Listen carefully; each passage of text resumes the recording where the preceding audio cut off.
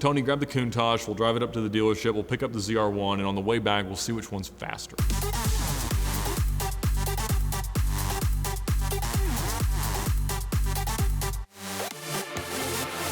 Well, I can't take credit for starring in this story, but I would wager that I've probably told it to more people than anyone involved has.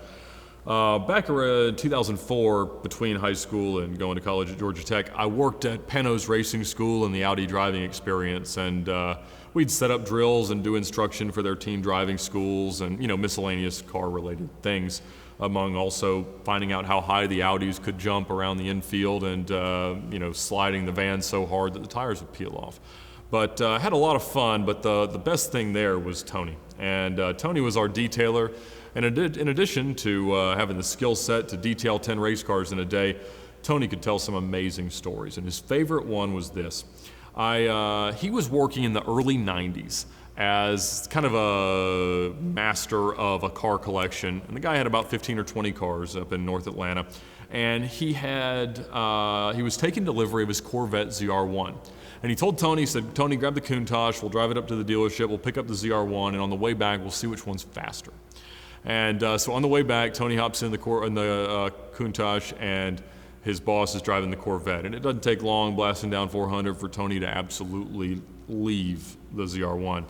So Tony's cruising down at about 180 miles an hour on 400, back when 400 was barely a cattle trail.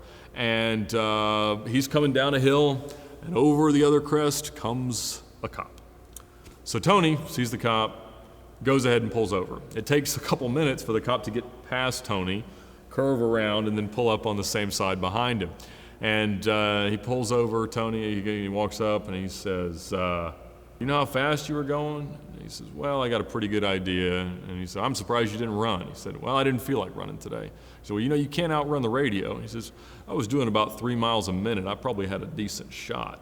And he said, is this your car? He says, no, it isn't. It's my boss's car. And he said, well, what does your boss think of you driving it that way? And he's like, well, you can ask him in just a minute. And in all the poetic perfection that it could possibly be, at that very second, Tony's boss came blasting by at well over 100 miles an hour in that Corvette to them sitting on the side of the road. So Tony became arrested for that offense, and his boss went and bailed him out of jail. And so even though he was no longer allowed to be employed there because he couldn't get insurance anymore, because when you get caught going 180 miles an hour, apparently that's among the many consequences.